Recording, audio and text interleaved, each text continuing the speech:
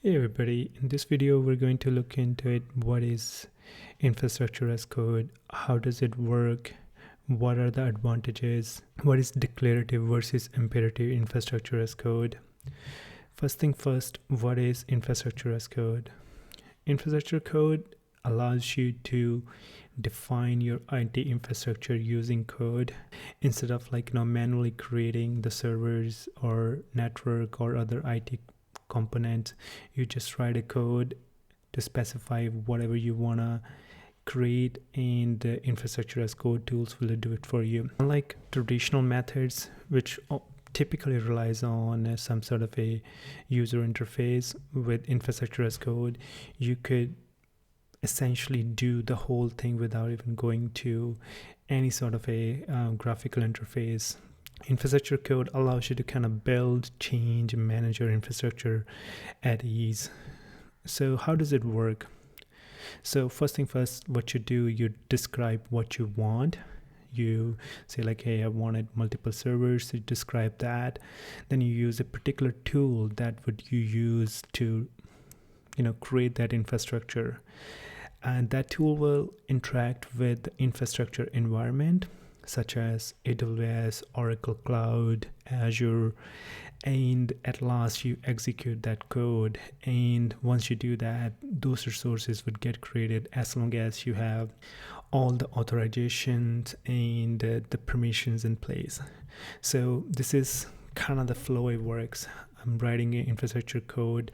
I'm telling here I wanted 2 servers, 1 subnet, or 3 subnet, S3 bucket. Then I would use a tool such as Terraform or CloudFormation or Ansible. Then those tools would interact with AWS, Azure, Oracle Cloud.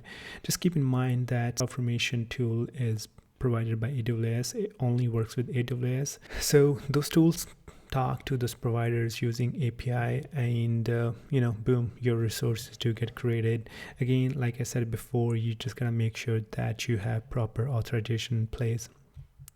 So let's see those kind of things in action, how I could essentially create the resources with code. I'm on the AWS console. If you're not familiar with it, don't worry about it. You don't need to have the understanding of this AWS at all to understand what is infrastructure as code. In this case, I'm creating a very simple configuration. I'm creating EC2 instance, which is a virtual server on AWS environment. So I've already created my code. I'll have you take a look at it shortly. So what I'm basically doing, I'm just kind of creating the resources on AWS using CloudFormation. So as you can see it here, so this is the template. So this is very simple. I just described using code that hey, I want to create EC2 instance. This is the image ID, AMI ID that EC2 instance going to use, and what type of EC2 instance I want. I said it before that you don't need to use GUI. Yeah, I could have done this in the terminal, but this is kind of easier or easy to show to you guys. So this is why I'm using graphical interface to demonstrate this one. So this is very simple infrastructure as code template. So now if I come back to my events, so it's creating that virtual server for me. We're gonna wait for this resource to be created. Once it is created, I'll come back. Okay, so my resource has been created. When I come in here, I could see that it has deployed a new EC2 instance in my AWS environment. If I had been using Terraform, the process would have been somewhat similar. Terraform would have been interacting with my AWS using APIs, and it would create the EC2 instance. If I want to destroy this, if I want to delete this one, all I have to do is kind of remove this stack from AWS, and this will remove the resources from my EC2 portal. One thing you notice that I didn't have to do anything in my EC2 instance. CloudFormation interacted with EC2 services and created those instance or virtual server for me. So what are the advantages of infrastructure as cloud? We've seen some of the advantages in the demo that I didn't have to do anything manually to create the resources. All I did just kind of define my resources in the code, and CloudFormation cared for me. It installed, created the resources that I needed. Infrastructure as code is also less prone to manual errors. We all been there where where you have someone clicking on the wrong button or missing the step. With infrastructure as code, it's easy to replicate as well. Once I've defined the template, I could take that template to different environments. If I could have a development testing environment or production environment, I could replicate the environments easily anywhere I would like to. It's super easy to create and destroy simpler or complex infrastructure. We saw it in the demo that how easily I deployed it and how easily I destroyed the infrastructure as well, because it was a couple of clicks. If I was using terminal, it would have been a couple of commands to destroy or create the complex infrastructures. One of its advantages is that you just describe the desired state, what you wanted. You don't have to worry about it. How does it infrastructure as code tool gets there. You tell it whatever type of EC2 instance, tell it the image ID, and that would create it for you. I'm gonna go back to that template here. This is super simple template. All I provided in my template that, hey, I wanted to create EC2 instance, and I provided some of the properties that that EC2 instance should have. It depends on what type of resource you're creating. Some of the properties are required, and some of the properties that your infrastructure as code tool would pick up by default. So as you could say, this is all I define, and my EC2 instance, which has been decommissioned, all I have to do is just refresh here. It just had the public IP. It even have the security group assigned to it, and all that setting were given to it by the CloudFormation. So now we look into it, imperative versus declarative. Whenever we are defining infrastructure code, there are two type of ways how you define your code, and depending on the approach you take, you may be limiting to certain tools that you could use.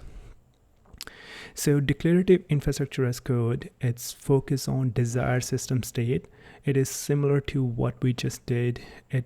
You define what you want, and the tool would create or get you to that state, and you don't have to worry about all the steps that you need to get there. This approach tends to be simpler. You define what you need and easy to read for the most part. And it's also easy to manage. When someone new comes in, they could easily read your code and understand what's going on, as long as they have a proper understanding of how that tool works. Also, the behavior is predictable. When you take your code from one environment to another, it performs pretty much the same way as it would have in the previous environment. So it makes your, it makes declarative infrastructure code more predictable. So whenever you're doing the planning, if you have a good understanding, you would know what is going to create it. When it comes to declarative infrastructure as code, the most popular tools out there is Terraform, and then AWS native CloudFormation. Ansible is also out there that you could use to do declarative infrastructure as code. Then we have imperative infrastructure as code. This is more procedural. You define all the steps that you need to configure the resources. Below we have a snippet where I'm defining all the steps to create EC2 instance. I'm describing in my code that I'm going to use AWS SDK to communicate with AWS. Then I'm authorizing, and then I'm communicating with EC2 API so that I could create EC2 instance. And later I define the EC2 instance properties, and even after defining the properties, I do have a control, or I have to describe the step where I'm telling to create my instance using all the parameters above. Not just that, even after creating the instance, I have to tell that, put that instance in a running state. So it is very complex to say the least, but kind of includes all the steps you would need. It does offer you a lot of flexibility, but it tends to be more complex, as you could see it in the example here, that I have a flexibility if I want to just create the instance, but maybe I don't want it to have it in the running state. Maybe I just want it to be in the stop state. You wouldn't have that kind of liberties whenever you taking declarative approach, but whenever you're doing imperative, that's you do have that option.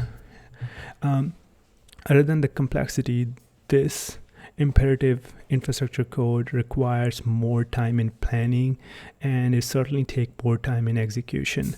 The tools that work with imperative, Ansible does work with the imperative infrastructure code as well, and Chef is quite popular when it comes to imperative infrastructure as code. So you might ask, what should I choose?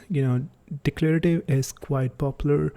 A lot of people, a lot of enterprise environment do go with declarative approach. If you do want to have like more control on your environment, how you are creating it, you may go with imperative.